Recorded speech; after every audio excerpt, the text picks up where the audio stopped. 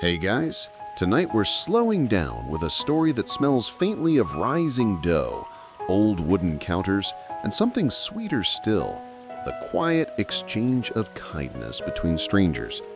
It begins just before sunrise, in a corner of the world that most people sleep through. Outside, the streets still wear their nighttime hush, and the sky is a soft velvet blue that hasn't yet decided to become morning. You probably wouldn't make it to this place on your usual commute. It's tucked away on a narrow stone lane, the kind that feels like it's always been there, even if no map can quite remember it. So before you get comfortable, take a moment to like the video and subscribe, but only if you genuinely enjoy what I do here. And if you're in the mood, share where you're listening from and what time it is, just to remind each other how small and cozy the world can be. Now dim the lights, maybe turn on a fan for that soft background hum, and let's ease into tonight's journey together. You walk past shuttered shops and the last echoes of yesterday's rain when a warm, rich scent stops you mid-step. It curls through the mist like a ribbon, yeast and honey, a hint of cinnamon, the kind of smell that lives in memory more than in air. There's a light on behind a frosted window, a flickering glow, like the heartbeat of something old and patient. You lean closer, and through the glass you see a figure moving slowly, rhythmic like a song with no rush. Hands dusted in flour, pressing gently into dough, folding it like love letters never sent. It's a little bakery. No sign, no grand display, just an open window, and that smell and the quiet sound of something becoming whole. You step inside. It's warmer than you expect, not just the heat from the ovens, but the kind of warmth that hums in your chest. Wooden shelves line the walls, each holding imperfect loaves in uneven rows. None are quite the same shape, but they seem content to be together. The baker looks up, not surprised, not hurried, just a nod like you've arrived exactly when you were supposed to. "You're early," they say softly, brushing flour from their apron. You nod, even though you didn't plan to come at all. Something in your chest unwinds, like dough finally rising. The baker gestures to a stool near the counter. "Sit," they say, with the kind of calm that makes no room for doubt. You do. They return to kneading, and the silence that follows isn't awkward. It's comfortable, like an old quilt pulled up over the day's noise. "First loaf, always special," they murmur, "carries the mood of the morning." You wonder what kind of mood this morning has. You think maybe it's made of half-forgotten dreams, the kind you barely remember but still shape the way you feel. "Bread listens," the baker adds, as though you asked. "You wake up heavy, it knows. You come in humming, it remembers." Outside, the darkness begins to thin, a faint bird call, a whisper of dew evaporating. You're not sure how long you sit there, minutes, a quiet eternity. But something shifts. A bell above the door rings. A woman enters, her shawl damp with fog, holding nothing but a folded slip of paper.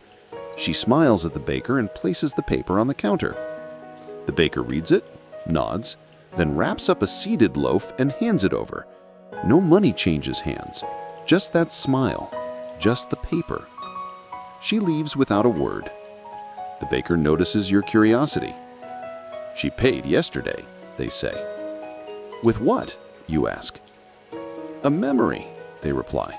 "Laughed so hard she spilled tea on her brother's wedding cake. Said she hadn't told anyone that story in years." You blink. The air seems to shimmer around those words, like heat rising off fresh bread. "Kindness holds flavor," the baker adds. People forget that. There's no register here, no credit card machine, just a small notebook on the counter, pages filled with little sketches, fragments of sentences, and doodles, and dates. It's not a ledger, it's a living thing. You see someone drew a cat curled in a sunbeam. Another wrote, "Traded one apology for rye," and farther down, "Gave my grandfather's riddle for a sourdough loaf." You smile, you can't help it. Somehow in this quiet warmth, the world feels slower, safer, like it's okay to pause. You close your eyes and breathe in the scent again. It's not just bread, its stories resting inside crusts, its softness layered under every fold. Maybe, just maybe, there's still space for simple places like this. Places where something small can be enough. Where mornings don't begin with urgency, but with presence. You sit there a little longer, listening to the sound of dough being shaped, the soft thud of the oven door closing, and the gentle creak of time choosing not to hurry. You don't say anything. There's no need. The story has just begun. The baker hands you a small roll, still warm, still sighing steam from its golden seams, and doesn't ask for anything in return. You glance at it in your palm. It's crusty, imperfect, slightly lopsided, but the moment it touches your lips, it tastes like something you thought was gone. Not just food, but care. A hush in the storm. You can pay later, the baker says with a quiet smile, when a good memory finds you. The words settle in your chest like honey and tea. You wonder if everyone walks in here feeling the same, a little lost, a little tired, and walks out holding something invisible but real. The door opens again. This time it's a boy, barefoot, freckles like a constellation across his nose. He carries a pebble in his hand, round, smooth, painted with a single yellow dot in the center. "For my mom," he whispers. The baker nods, takes the pebble as if it were gold, and hands the boy a roll tucked with apple slices and cinnamon. The boy's smile so wide it tugs at something inside you. He skips out and you watch as he disappears into the lightning morning. What if the world remembered value differently, you think? What if instead of numbers, we traded in joy, in honesty, in stories that make your chest ache and your eyes crinkle? The baker moves quietly again, lining another tray with parchment, shaping dough like it matters, and somehow you believe it does. You take in the shelves, loaves braided like old lullabies, sourdough with cracked tops like riverbeds, little rolls nestled together like sleeping kittens, none perfect, all welcome. There's a notebook on the shelf beside you, half opened. You glance at a page. A line reads, "Gave the last hug before the train left." And beside it, a sketch of two stick figures, one with a little tear. A silence rests between you and the baker again, but it's full, like dough before baking. "You ever think," the baker begins, still kneading, "that maybe bread remembers who we are better than we do?" You smile, unsure if it's a joke or not, but there's something in the rhythm of this place, in the crackle of the oven, in the scent that now lives in your sweater, that suggests it might be true. Outside, a cart rolls by. Somewhere, the real world wakes up. Bus horns, the bark of a dog, a phone ringing unanswered. But here, inside this bakery, time folds like dough. You close your eyes again, letting the warmth seep into you. There's something dreamlike about this, not like sleep, but like a pause in the middle of a life too fast. A soft life lesson blooms quietly in the air. Not all value is visible. Some things, like kindness, like honesty, like the courage to share a story that still makes your voice crack, cannot be priced. They are measured instead by the silence that follows. The nod, the loaf given with no tally kept. You picture your own memories, the good ones you rarely take out, the small ones that once mattered more than you let them. The time your friends sat with you in silence while your heart broke. The time you shared your last piece of chocolate on a long bus ride. The morning someone made you tea without asking why you looked so tired. What if instead of being forgotten, those memories could buy you something nourishing? What if they were still alive, tucked inside flour and water, baked into something warm enough to hold? A metaphor stirs in your thoughts. Bread is like memory. It rises when given space. It needs warmth to grow, and if rushed, it collapses. You let that sit with you. Then the baker turns and offers you a cloth-wrapped bundle. Not large, not heavy, just a roll and a soft look. You'll come back. they say, not as a question. You nod not just because you might, but because you already know you will. And as you step out, the morning has fully arrived. The sky is no longer hesitant. It's a watercolor blue, scattered with the first blush of light. The door clicks softly shut behind you. You walk back down that stone lane, still chewing the last bite of warmth. And somehow, your pockets feel fuller, even though you took nothing but time and a roll. Maybe this is what it means to be fed. Maybe kindness, like yeast, works in quiet ways, unseen, but rising. You return the next day, though you tell yourself it's just coincidence. The street looks the same, but somehow it feels different, like a place your feet now recognize. A kind of invisible welcome hangs in the air. The bakery door swings open before your hand even reaches for it, as though the building itself is glad to see you again. Inside, the light is soft, golden, and warm like steeped tea. The baker hums something tuneless as they shape small rolls into knots, setting them in rows like sleeping birds. You say nothing at first, just breathe in the scent of flour and sugar and something a little like home. "Rough mite?" the baker asks gently, not looking up. You nod, and then you realize you've brought something. It's not money, not even a story yet, just a folded note in your pocket. Words you scribbled at 3 a.m. when your mind felt louder than your heartbeat. You hand it over. The baker reads, then folds it once, places it in a small wooden drawer already brimming with paper.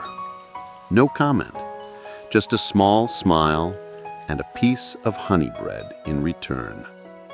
"You're starting to get it," they say. You sit by the window this time, quietly, tearing off pieces of the bread. Outside, a girl walks by holding a wilted bouquet and a paper crown. She hesitates, then enters. "I don't have anything good today," she mumbles. "Try me," the baker says gently. She pulls out a drawing, a crooked castle, a stick figure with sparkles. "This was for my dad. He couldn't come yesterday." The baker nods, receiving it with reverence. That's more than enough. She walks out with a small loaf shaped like a star. You stare at your hands for a moment. You remember how often you've thought things needed to be enough before you shared them. Stories polished, words rehearsed, feelings tidy. But here in this little corner of the world, messiness is allowed. A soft lesson forms around you. Even your incomplete pieces have worth. That memory you never shared because you thought it wasn't profound, it might be the very thing someone else needs to feel seen. And maybe, just maybe, the things you carry don't have to be heavy to be meaningful. You watch as more people come and go. An old man with trembling hands gives a broken wristwatch. A teenager leaves a photo of their childhood pet. A woman donates a faded movie ticket from the night she finally laughed again. In return, each gets a loaf, a pastry, a smile. The baker never asks why, never keeps score. You ask quietly, "How do you keep going, giving so much away?" The baker shrugs, as if the answer is too simple to be dramatic. "Memories fill me more than flour ever could, and bread, once broken, multiplies." You blink, unsure if that's philosophy or just baking science, but you like it either way. There's a kind of poetic metaphor that rises in your chest. Maybe we're all loaves waiting to be broken open, not to fall apart, but to be shared. What if being open isn't the end of wholeness, but its beginning? You recall something you'd forgotten until now, a note you once received in school from someone you barely knew. You seemed lonely today. I just wanted you to know I see you." You never told anyone about that. You tucked it into a drawer, moved houses, lost the paper. But the warmth, you never lost that. You tell the baker. They pause, look at you with something deeper than words, and say, "Now that you've remembered it, it's alive again. That's your gift today." They hand you a small bun sprinkled with lavender sugar. You hadn't noticed them baking anything like that. "It smells like spring," you say. "It tastes like being noticed," they reply. You take a bite, and for a moment you feel 10 years younger, or maybe 10 layers lighter. A quiet what if circles in your thoughts. What if the things we think are lost are just waiting to be remembered in the right place at the right time? You press your fingers gently to the windowsill. The wood is smooth, worn by time and elbows and maybe tears. You close your eyes. There's no rush here, no pressure, just bread and stories, and a strange kind of joy that doesn't ask for permission to bloom. The bell over the door rings again. Someone else enters. Another story is offered, and the dream of kindness, rising like dough in a sunlit room, continues. The next morning, you're not sure if it's habit or hope that guides your steps back to the bakery. The streets are quieter today, touched with a haze that softens the edges of everything. It feels like walking through a memory you haven't made yet. Your hands are empty this time. No scribbled note, no tiny relic of personal history, just you. But still, you go. When you arrive, the baker is sweeping flour from the floor, the bristles of the broom moving like a gentle heartbeat. "Ah," they say without turning around. "You brought yourself today." You hesitate. "Is that enough?" The baker nods. "Always." You sit again at the window table. The glass is cool under your fingertips, and the world outside hums on slowly. There's something soothing about the way this place moves, like it's listening to a quieter rhythm than the rest of the world. The bell above the door rings. A woman walks in, maybe in her 50s. She carries a shoebox wrapped in a faded scarf. You see her pause, swallow something invisible, then place the box on the counter. She says, "This was my son's. He used to collect bottle caps. I didn't know what to do with them, but today I thought maybe he'd want them shared." The baker opens the box and smiles. Inside are rows of bottle caps, each with a little piece of time behind it. Rusted edges, foreign logos, long-gone brands. "Then we'll make them into a memory loaf, one that remembers laughter over soda and sticky fingers on summer afternoons." The woman leaves with a small sourdough roll and a weight on her shoulders that seems a little lighter. You watch the whole exchange with a kind of reverence. It's odd, you think, how we spend so much time running from the past or polishing it into something presentable. But here, it's received just as it is. A quiet thought forms. Maybe healing isn't about forgetting. Maybe it's about offering. You remember the drawer behind the counter, the one full of folded notes and torn edges of memory. You wonder how many lives live in there, how many chapters paused again, and finally placed gently down. The baker places a warm pastry in front of you. Cinnamon and clove twist together in the air. "No payment," they say, as usual, but "tell me something soft."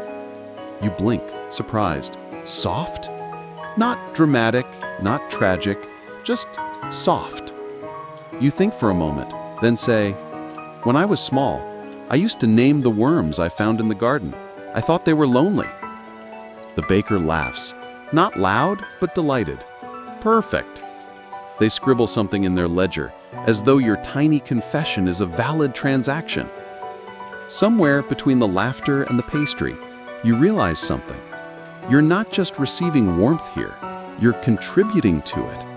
Like a patch sewn into a quilt, like a verse added to a lullaby. You look out the window again. A child is tracing the fog on the glass with a finger, drawing spirals and suns. The bakery, you think, isn't just a place, it's a keeper of tiny human truths. Moments that would be discarded elsewhere are gathered here like stars in a jar. You recall a dream from last night, though it's already starting to fade. You were standing in a wheat field, your arms open, wind rushing past your ears like distant applause. And in your dream, every step you took planted a flower behind you. You mention this to the baker. They nod like they've heard this one before, as though dreams sometimes cross into this place. Some dreams don't need analysis, just remembering them is enough. A life lesson lingers there. You don't have to understand something fully for it to nourish you. You think about all the stories in your life you never finished, conversations you left halfway, projects abandoned in notebooks. Maybe they're not failures. Maybe they're ingredients. And maybe, just maybe, this little bakery isn't less about bread and more about making peace with the crumbs. A soft what if floats in your mind. What if the stories we're most ashamed of are the ones that could open someone else's heart? You breathe in again. The scent here isn't just flour and yeast. It's grace. A grace that says, come as you are, tell it slant, leave your jagged edges and knotted threads. They'll be woven in somehow. And as you finish the last bite of your cinnamon pastry, you feel full in a way you haven't felt in a long time. Not stuffed, not bloated, just enough. Outside, the sun shifts, the fog lifts a little, and somewhere, inside the drawer behind the counter, your stories sleep beside 100 others. Safe, seen, shared. The next day, you take the long way to the bakery. Not because you're avoiding anything, quite the opposite. You want to notice more on the way. You pass by a man fixing a bicycle, the chain coiled like a question mark in his hand. A cat lounges in a windowsill, utterly unaware of time. Somewhere, a wind chime sings a tune you don't know, but feel like you've heard in a dream. It's funny, you think, how returning to the same place can feel entirely new when your heart is open to it. When you arrive, the baker is placing tiny loaves into a woven basket.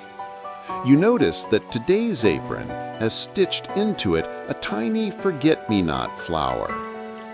Today's trade? The baker asks, without even needing to look up.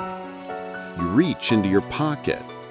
All you have is a train ticket, long expired, the ink smudged from time, and maybe a little regret. Last time I saw my grandfather, you say softly, I took that train. I thought I'd have time to return before he passed, but I didn't. The baker pauses, hands gentle as they take the ticket. They fold it, not sharply, but with a reverence you rarely see in everyday life. Then we'll bake something that tastes like second chances, they say. A scent of nutmeg and something citrusy starts to fill the room. The oven hums like a lullaby, and for a moment, you swear the heat carries whispers from places long gone. You find yourself wandering to the little reading corner, tucked behind a curtain near the counter. It's not a formal space, just 2 chairs and a shelf of donated books, each one marked with the name of the person who left it. You pick one at random, Whispers Between Raindrops. The pages fall open at a chapter titled The Apology That Never Came. The words blur a little as you read, but not because they're unclear, because they're too clear, like a mirror. You close the book gently and run your fingers along the spine. It's cloth-bound, soft to the touch. Someone once held this and wept, you think. Maybe even laughed. And now, you're here with it. The baker returns with a small loaf, wrapped in parchment, tied with twine. There's a little stamped word on the paper: return. You don't ask why. It's enough. You take a seat and watch as a young boy walks in, maybe 7 or 8. He has wild curls and the kind of curiosity that makes everything a story. He places a drawing on the counter, just crayon scribbles and stick figures. "This is my dream," he announces proudly. "It's me flying on toast." The baker beams. "Best trade I've had all week." You laugh quietly into your sleeve. And here comes the lesson again, soft but clear. Not everything precious must be profound. Sometimes the simplest dreams, flying on toast, remembering a laugh, keeping a crayon drawing, are the ones that hold us together. The boy walks out with a cookie the size of his hand, and his mother follows, smiling with that tired tenderness only parents carry. You close your eyes for a second and let the sounds of the bakery wrap around you. The clink of cups, the rustle of paper, the hush of shared silences. There's something medicinal about this place. You imagine telling a friend, it's not a bakery. It's a place where your soul gets a warm towel and a soft place to sit. And even though there's no therapist here, no guidebook or 5-step program, healing still happens. Not all at once, but gently, like yeast rising, invisible but steady. Another metaphor brews in your mind. Maybe life is less like a ladder and more like a spiral. You return to old thoughts, old wounds, old joys, but each time from a slightly higher perspective, each time just a bit more ready. You sip tea and let it fill your hands with warmth, and a quiet what if lingers in the steam. What if we all had a place like this? A space to give away our small sorrows in exchange for softness. Maybe the world would be kinder. You tuck the little loaf into your bag. You don't know if you'll eat it or keep it. That's the beauty of it. It doesn't matter. What matters is that it came from something real. From you. From a past you often try to skip over. But here, it became bread. You return the next morning before the sun has fully risen, drawn by something soft and invisible, like the way a tide pulls at drifting boats. The streets are still damp with dew. Your footsteps echo faintly, and the world feels half asleep. Even the sky looks drowsy, stretching in pale shades of lavender and gold.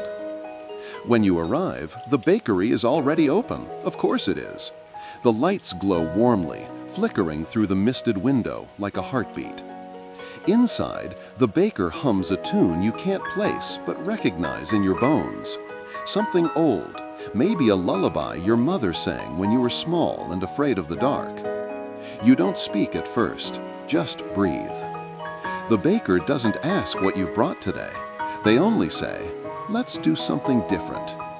They gesture to the back, where a little wooden box sits open on the table. Inside, slips of parchment, folded like paper fortunes, each one scrawled with someone else's memory. Today, they say gently, you pick a dream that isn't yours.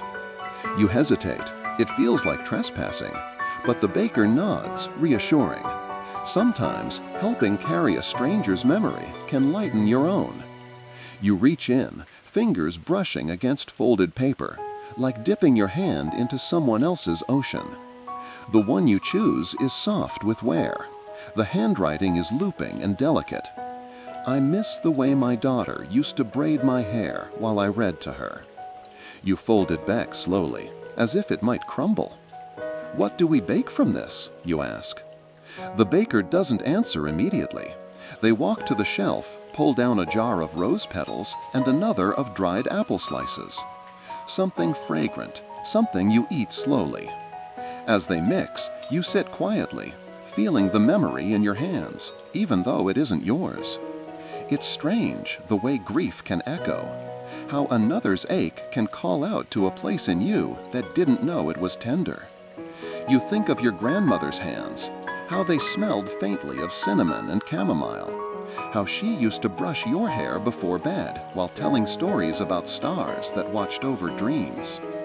Maybe we all carry echoes of one another. You sip tea while the scent of rose and spice fills the room. It's not sweet, not exactly, but it's warm, like a memory with its sharp edges softened by time. The baker plates the loaf and sets it beside you. A small ribbon is tied around the parchment, this time with a pressed petal tucked under.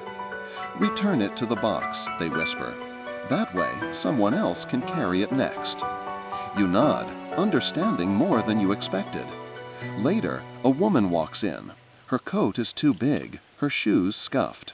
She offers a single photograph in trade, a black and white image of a man standing under a willow tree, eyes crinkled in laughter. The baker takes it gently, like it's a holy relic. You watch the exchange from your seat in the corner. The woman doesn't linger, just takes her loaf and leaves, her expression lighter somehow. You wonder what memory that photograph held. And you think, maybe kindness isn't always giving from what we have, but holding what someone else can no longer bear. The baker returns, wiping their hands on the floral apron. "Do you know," they say softly, "most people come in thinking they need to give something huge, but it's the tiny trades that change them." You nod again. You're starting to understand that here nothing is wasted. Even sadness gets folded into something nourishing. You pull out your notebook, the one you've barely used in months. Slowly, without rush, you write, "Today, I carried someone else's dream, and it made room for my own." You look up, catching your reflection in the glass display. Something's shifted. Not your face exactly, but the way you're holding yourself, as if you're standing more fully in your own skin. You smile without meaning to. It surprises you. And there's a soft what if that flutters into your mind like a curious moth. What if we were meant to be each other's bridges, not to carry the weight forever, but just long enough, just until the other side comes into view? You fold your notebook shut, the pen clicking into place like a promise. Outside, the sun is up now, casting long shadows that stretch like questions waiting to be answered. You finish your tea. You breathe deep, and you whisper to the memory in your pocket, "You're not mine, but I'll hold you a while." Because maybe that's all anyone ever needs, to be held, even if just for a moment.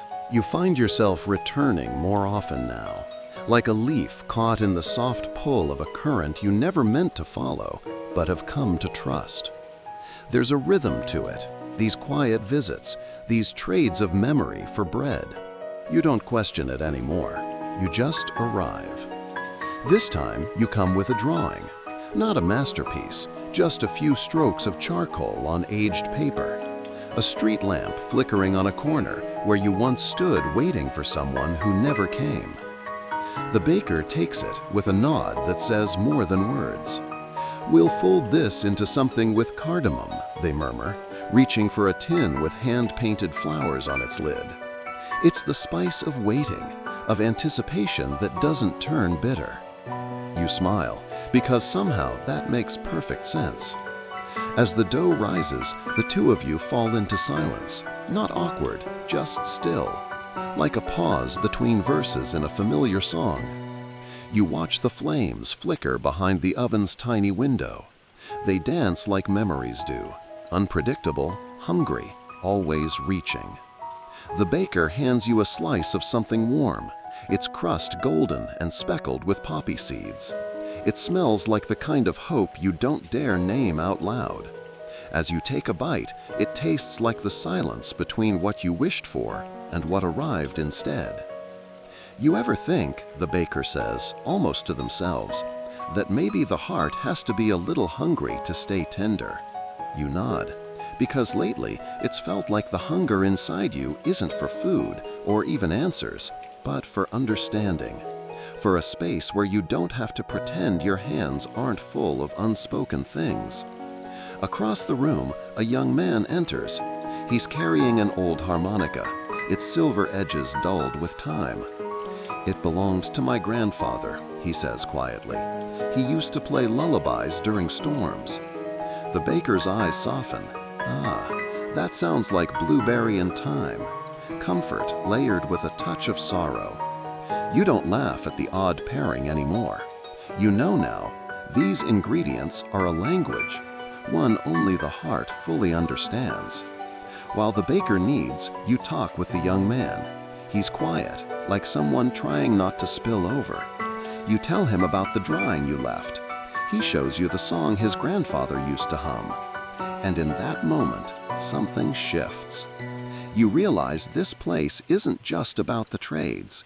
It's about the space in between, the listening, the way silence can hold two people like hands meeting in the dark. "You know," you say to him gently, "sometimes the storm isn't outside." He nods slowly. "And sometimes the lullaby isn't music, but the way someone listens." The baker hums that tune again, the one you still can't name, and the harmonica man smiles, the first real one of the day. You leave together, walking partway down the block before parting ways. It's strange how easy it is to share the weight when someone else has their hands open too. Later that night, lying in bed, you think about the drawing you left behind, about the corner, the street lamp, the someone who never showed. And then a new thought slips in quietly. What if they weren't meant to arrive because you were meant to arrive somewhere else? The street was never empty. You just hadn't looked past your waiting. You breathe deeply, letting that idea settle in your chest. It feels like a blanket pulled up just right. You remember the warmth of cardamom on your tongue, the stranger's harmonica song, the silence that made space. And you understand, for maybe the first time, that healing doesn't have to be loud. Sometimes it's just the gentle folding of pain into dough, the slow rise, the heat that transforms. Maybe your grief is just another ingredient, not the whole recipe, but part of something nourishing. You close your eyes, your hands tucked under your cheek, and in the quiet, you whisper, not to anyone, not even to yourself really, just a soft wish sent out into the night. May all who are waiting feel less alone tonight. You return on a windy afternoon, the kind that makes your scarf dance behind you like a loose thread of thought. Leaves rustle in soft spirals along the pavement, and you pause at the bakery door just long enough to feel them brushing past your ankles like forgotten whispers. Inside, the warmth greets you instantly, wrapping around you like someone had been expecting you. The baker looks up from a wooden counter dusted with flour, eyes bright with something more than welcome. Recognition, maybe? Or the quiet knowing of someone who's read parts of your story that even you haven't yet. Today, the baker says, feels like lemon zest and letters never sent. You laugh, soft and surprised, because that's exactly what it feels like. There's a note in your coat pocket, one you wrote but never mailed. The kind of note that starts with, just thinking of you, and ends with, I hope you're well, because everything in between felt too fragile to say out loud. You trade it for a small crumpled photograph of your childhood bike leaning against a tree, rusted now, the tree much smaller than you remember.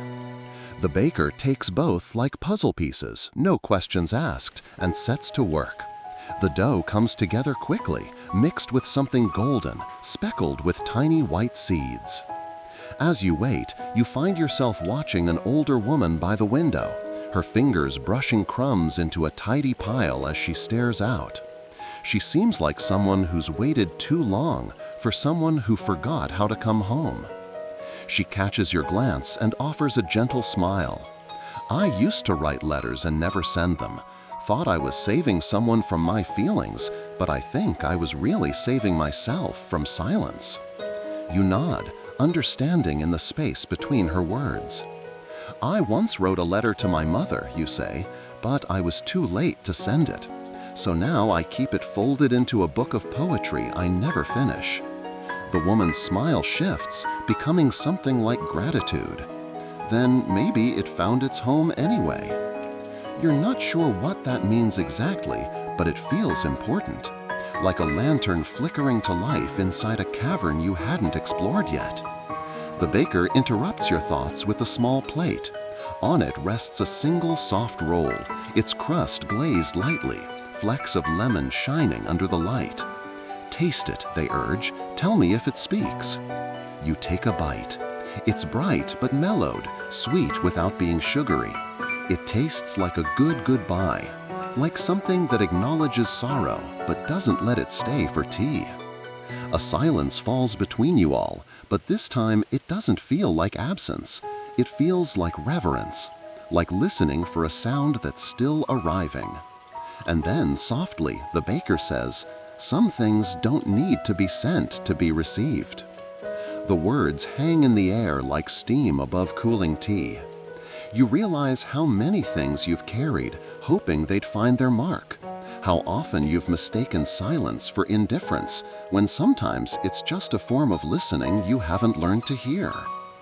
What if the universe reads between the lines even when you don't send the message? What if every unsent letter, every unspoken word becomes part of a quiet language that someone, somewhere, still understands? It makes you wonder what you've been understood for. What kindnesses found you that you never earned? What safety you stepped into without knowing who built it? As you prepare to leave, the older woman presses something into your hand. A pressed violet, delicate and deep purple. To keep between pages, she says, for the letters you don't write but still live. Outside, the wind has stilled a little, but you feel different now. Like someone who has heard the answer to a question they didn't know how to ask. And as you walk, that unmailed note still in your coat, you begin to realize, maybe not everything must be spoken to be real.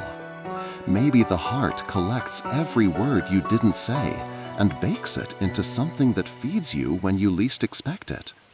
Maybe, just maybe, you are still sending messages by how you remember. You smile to yourself, not because everything is okay, but because you're learning that it doesn't have to be, for something beautiful to rise from it anyway. The morning after, you find yourself walking a little slower than usual. There's a softness in your step, like your feet are remembering how to tread gently on old ground. You've started to carry a small notebook in your coat pocket now, just in case a thought comes that feels too kind to forget. When you reach the bakery, the door is already open. The scent floats out like a warm invitation, something spiced, something new. You wonder what stories the baker is weaving today. Today smells like cinnamon and childhood fears, you say quietly as you step inside, and the baker laughs, delighted. Yes, they reply, and maybe a touch of resolve. You find your favorite spot near the corner, still close enough to the counter, far enough to watch without feeling watched. A young boy sits nearby this time, fidgeting with a pencil and a napkin, too shy to ask for paper. The baker notices and slides over a small sketch pad without a word. His shoulders relax, his pencil dances. You remember being that small, unsure of your right to take up space. You'd wait for permission to speak, permission to dream out loud. But no one teaches you that sometimes permission is something you give yourself. Today's trade is a handful of pebbles, smooth, round, cool from someone's pocket, and a story you've never spoken aloud. The time you ran away for exactly 1 hour and 3 minutes, then came home because no one noticed. You place them on the counter like offerings to a quiet altar. The baker hums, then reaches for ingredients you don't recognize. There's cardamom, you think, and something from a small blue jar that smells like memory and soap. The dough comes together slowly, more kneading than usual, as if some stories are tougher to soften. While you wait, the young boy brings you a drawing. It's a picture of the bakery, but the walls are made of books and the baker has wings. You smile. Why wings? So they can fly to get stories, he shrugs, from the top shelves. You nod seriously. Of course. And in that small exchange, you realize there's a part of you that still wants to be believed like that, still hopes someone sees the invisible wings you've tried to hide. The baker brings your bread, twisted, braided, warm. You tear a piece and taste the cinnamon first, then a gentle burn of ginger. It reminds you of a nightlight in the dark, of walking through shadows with just enough courage to keep going. You think of the pebbles you left, of how each one marked a moment where you didn't give up, even if no one saw you. You place them on the counter like offerings to a quiet altar.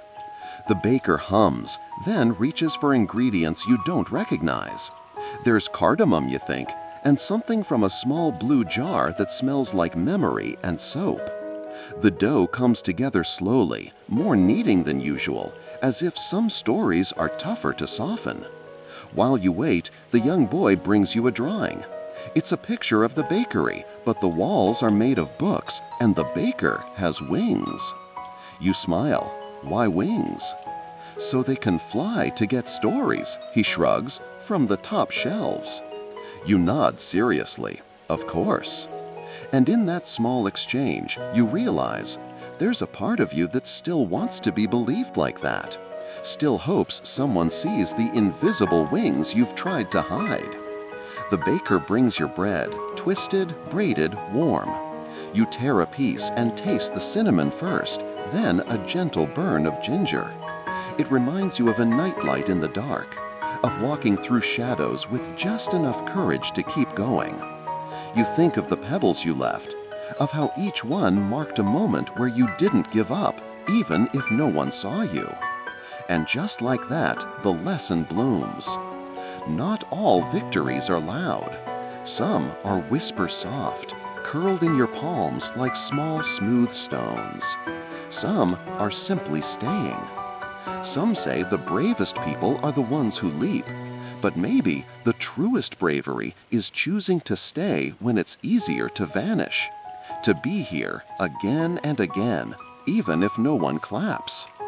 As you sit there, the bakery begins to hum, not just with oven heat or chatter, but with a kind of invisible music. You notice how every person here is holding something unspoken, a story, a wound, a wish, and the bakery gathers it all without asking too many questions. A teenager trades a chipped bracelet for something golden and crusty. An older man leaves a small folded apology note unread and receives a loaf shaped like a heart. No one questions, no one labels. The trades are just accepted. You glance at the boy. The day unfolds like a soft page, crinkled at the edges but gentle in its weight. You walk a little further before stopping to watch a kite snag briefly in a tree, then untangle itself in the wind. It reminds you of something, maybe a thought that got stuck in your chest years ago and finally found a way to breathe. You wonder what that thought was. The bakery isn't open yet, but you still find yourself heading there, early this time. There's something about the quiet before the first customer arrives, when the scent of bread is still settling into the walls, that feels like a secret worth knowing. The baker is setting out jars today, not ingredients this time, but glass containers filled with little scraps of paper, each labeled with a name and a date. The dream shelf, the baker calls it. Unclaimed memories left behind by people who didn't realize they were trading them. You raise a brow. Don't worry, they smile. They can take them back anytime, some just forget. You peer into a jar. The paper inside reads, "The time I almost danced in public."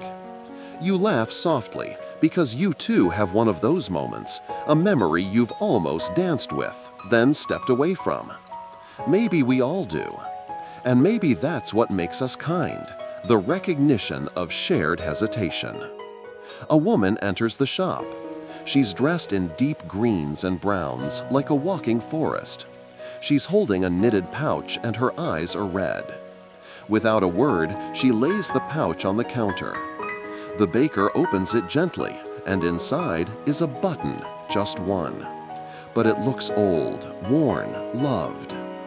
"From my father's coat," the woman whispers, "the one he wore when he told me stories that made the dark a little less dark."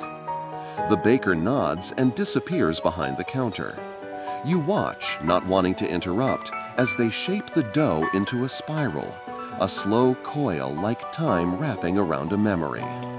When it's done baking, they hand the woman a soft roll swirled with something you can't quite place. Maybe vanilla, maybe lavender. The woman closes her eyes as she tastes it, then walks out with the kind of posture people wear when they've just remembered they're allowed to smile. You sit with that image for a moment. The baker turns to you. Today's a good day to trade something that never got its ending. You hesitate, then reach into your bag and pull out a folded napkin, creased and a little faded. On it, years ago, you scribbled the first lines of a story you never finished. It was going to be a tale about a lighthouse that forgot how to shine. You were going to call it The Beacon That Slept Through the Storm. You place it on the counter. The baker smiles as if they know the rest. "We forget," they say, "that just because something isn't finished doesn't mean it wasn't worth starting." You nod, unsure why your chest feels warm and strange. They hand you a small circular pastry. It's delicate, dusted with sugar and cracked slightly on top, like it's laughing at its own imperfections. You bite in and it tastes like a beginning. Soft lemon, something floral, and that gentle ache of nostalgia. And then it hits you. The lighthouse never needed to shine all the time. Sometimes just the shape of it on the shore was enough to guide someone home. Maybe the same is true for you. You lean back in your chair and glance at the dream shelf again. Another jar catches your eye. The smile I gave away too early. You chuckle. You've had one of those too. A few, maybe. The baker follows your gaze. "We think we lose parts of ourselves when we give them away," they murmur. But most of the time, they find their way back in new forms. You look around the shop. Everyone here carries a ghost of something unfinished. A sentence, a touch, a promise. But the bakery doesn't mind. It doesn't ask you to be whole. It only asks you to show up. Today, that feels like enough. You sit warm tea, rosehip and something minty, and let your shoulders sink into the chair. The boy from yesterday isn't here, but someone has drawn wings on the window with their fingertip. You smile. There's a lesson in the air, almost invisible. You are allowed to continue without clarity. You are allowed to rest mid-sentence. You are allowed to let stories live half-written and still be full of meaning. Some say we must finish what we start. But maybe the magic isn't in completion. Maybe it's in the permission to pause. You think again of your story, the sleeping beacon. And maybe you wake to the scent of something impossibly warm drifting through the stillness of early morning, like buttered nostalgia or sunlight caught in flower. The streets are unusually quiet, the kind of hush that feels like the world has paused just long enough to give you a choice, rush or wander. You wander. The broom is already in your hands before you're fully sure why. Habit, maybe, or comfort, or something quieter. Like the rhythm your feet fall into when the world doesn't ask for noise, only notice. You sweep. Tiny movements, a flick of the wrist here, a soft gathering there. And with each pass of the broom, the cobblestones whisper secrets. Torn corners of notes, bits of ribbon, crumbs of forgotten breakfasts. Each one tells a story, or maybe suggests one, and you collect them gently, just like dreams. That's when you notice the child. She's standing by the bakery window, not moving, her breath fogging a little square of glass. In her hand is a pressed flower, violet and still vivid, despite the edges curling inward like secrets held too long. You watch her for a moment, then approach. "Pretty flower," you offer.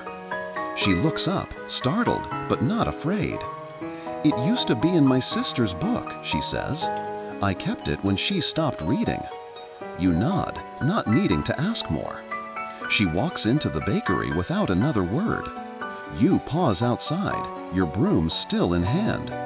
Then something tugs at you, like a thread you didn't know you were attached to. You follow. Inside, the baker greets her with a warm nod, like she's expected. The girl offers the flower, and the baker handles it with reverence, like it's the last breath of a memory trying to stay alive. "What would you like in return?" the baker asks, as if the trade is sacred. The girl thinks. "A pastry that tastes like her laugh." The baker smiles softly. "I'll do my best." You watch as flour is measured and stirred, as hands work without hesitation, but full of thought. Every motion feels like intention. The way one cradles grief into sweetness. The way love is baked when no one's looking. The girl sits by the window. You sit nearby. And the baker creates. Soon, a small tart appears, round, delicate, topped with something candied and something crumbled. The girl bites in, and for a moment, the world tilts. She closes her eyes and smiles. It's not big, not cinematic, but it feels true. She had this giggle, she says, like bubbles popping when she got excited. You imagine it, bright, silly, a little chaotic, and somehow the pastry has caught that energy. Not in taste alone, but in the way it falls apart just slightly in her hands. You sip something floral, maybe rose, maybe hibiscus. It doesn't matter. What matters is how it feels, like a warm shoulder or the hush of a secret you're trusted to keep. The baker turns to you. "Have you ever traded a memory for a sound?" You blink. "A sound?" They nod. Some people come in wanting the smell of an old book, the feeling of a sweater, the echo of a voice. You think. You remember a train whistle, sharp, distant, but full of something that once felt like freedom. You were young, maybe 13, and you just discovered how big the world could be. That whistle made you believe in somewhere else. You say this aloud. The baker listens. "Let's trade." You offer a paper scrap you'd carried in your coat, just a doodle, nothing more. A tiny sketch of a bird with wings too big for its body. It always made you smile. You slide it across the counter. In return, you're handed a small cookie, thin, almost weightless, with a swirl of something smoky and something citrus. When you bite in, it's not the flavor that strikes you. It's the sound in your memory. That same whistle, that same pull of possibility. You hear it in your mind, but also feel it, like the heartbeat of a time when you weren't quite sure who you'd be, but you knew you'd find out. You whisper. You baked hope. The baker shrugs. Sometimes it's the only recipe worth memorizing. Outside, the wind carries petals down the street. Not cherry blossoms, something else, a little wilder, a little less curated. You watch them swirl in little dances, catching in corners and chasing their own patterns. You think dreams can really be collected, you ask, more to yourself. Some say they're fragile, the baker replies. But you find yourself drawn to the riverbank, where the water hums a soft song under the moon's watchful eye. The night is cool, carrying a hint of jasmine and wet stone, the kind of scent that settles deep in your chest and whispers, "You're home, if only for a moment." You settle down on a smooth rock, broom resting beside you, and listen to the slow ripple of the current. It's here you think about the weight of things, how some days your broom feels heavy, not because of dust or dirt, but because of all the invisible stories it brushes aside, the ones people don't see.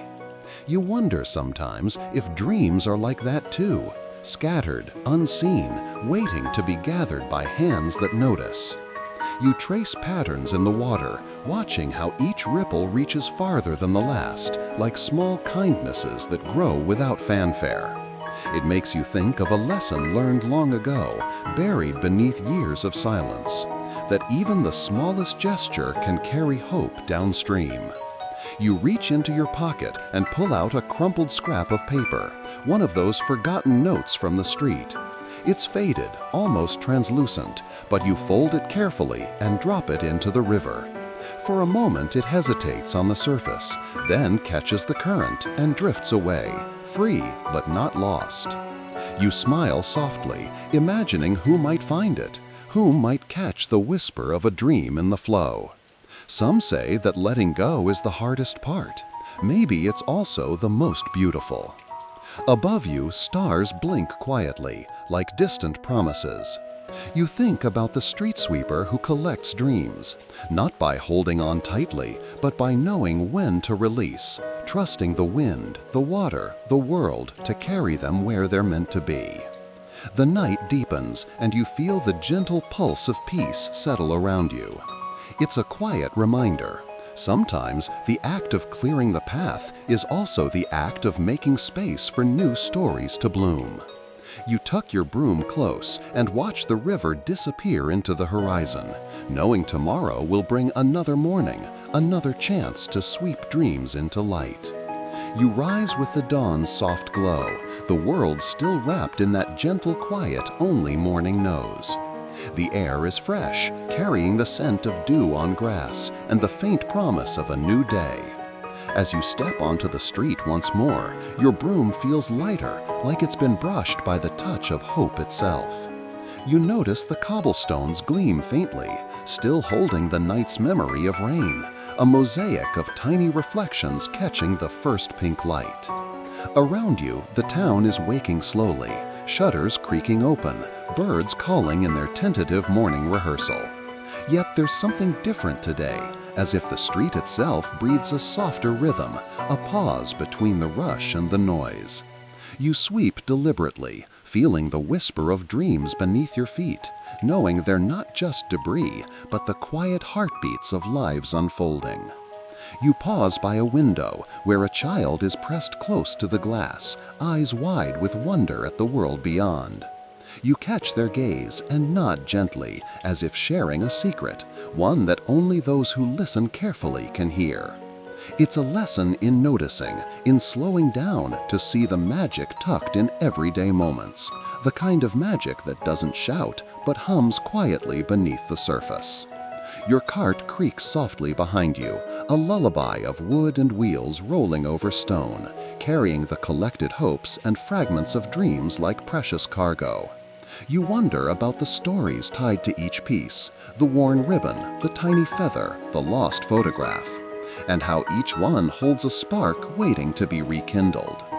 Some say the world forgets these small things, but maybe it only waits for someone like you, someone who sweeps not just the street, but the spaces between moments, gathering what others overlook. You feel a warmth settle in your chest, a quiet understanding that your work is less about clearing away and more about holding gently what others can't see. The sun rises higher, spilling golden light over rooftops and chimneys, and you keep walking, broom in hand, heart open, to the fragile dreams that fill the quiet spaces of morning.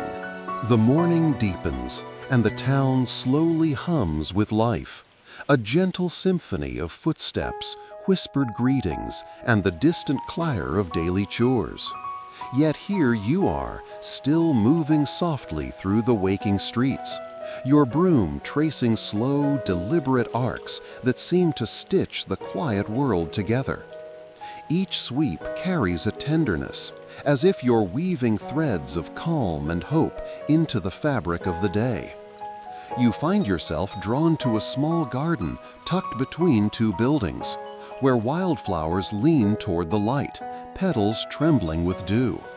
There's a calm there, a sanctuary untouched by haste, and you linger a moment, letting the sense of earth and blossom settle into your senses.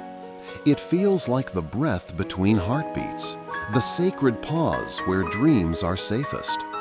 As you resume, your cart carries the weight of countless silent wishes, unspoken words, forgotten smiles, moments too fragile to hold without care. You wonder if dreams are like seeds, needing gentle hands to plant them in the soil of possibility, or if they simply wait in the shadows, waiting for someone to recognize their quiet power. You stop by a bench where a folded piece of parchment rests, its edges worn and soft. Picking it up, you imagine the story it might tell, a letter never sent, a poem half written, a hope whispered in the dark. It feels like a reminder that some things don't need to be loud or complete to be important. Sometimes the beauty is in their unfinished nature. The sky softens from pale blue to a warm golden hue, and you feel the gentle pull of day's full awakening. But there's no rush here, only the steady, unhurried rhythm of your steps, the soft whisper of your broom, and the quiet knowledge that some dreams are kept safe not by being chased, but by being cradled in silence. What if the world needs more of this? More gentle caretakers who understand that the smallest fragments can hold the greatest meaning. You carry that thought lightly, like a feather on the breeze, and continue onward with a heart both full and open. The sun rises higher now, painting the rooftops with warm amber light that dances through the narrow streets like soft gold threads. You feel the day's gentle promise, yet you move with the same careful rhythm as before. No hurry, no fuss, just the steady sweep of your broom tracing gentle arcs on the cobblestones. It's as if time itself slows to honor this quiet ritual, the sacred art of collecting what others overlook. You pass beneath fluttering laundry, their colors muted but alive in the morning breeze, and catch the faint scent of fresh herbs from a nearby window box. Each detail feels like a whispered secret shared just for you, an invitation to notice the beauty that lingers in small moments, the spaces between noise and haste. Near the end of your route, you pause by a small fountain where water bubbles softly, its surface rippling like liquid glass. You lean close, watching the gentle dance of light and shadow, and wonder, what if dreams, like water, find their way through cracks and crevices, carving paths where we least expect them? The weight of your cart feels lighter now, as if the dreams you carry have become a quiet source of strength rather than burden. And when a child runs past, giggling with a handful of wildflowers, you see in their eyes the flicker of those same fragile hopes. Hope that you have tended without words, but with a heart full of quiet care. As you walk the final stretch, the world seems to breathe with you, soft and steady, full of possibility. You realize that in this slow, tender work, you have become more than a sweeper of streets. You are a keeper of dreams, a guardian of the unseen, a gentle presence in a hurried world. And maybe, just maybe, that is enough. Now, as the day begins in earnest, you tuck your broom away and rest a moment in the golden light, carrying the silent stories of the night in your heart. You smile softly, knowing that while dreams may be delicate and fleeting, they are never truly lost. They simply wait for hands like yours to hold them again. The light softens, your breath slows, and a calm settles around you like a warm blanket. The world outside fades gently into a hushed reverie, where dreams stretch their delicate wings in the quiet spaces of night. Feel the tender peace cradle your thoughts, like a lullaby whispered in the dark. Here, in this stillness, you are safe, and all the fragments of your day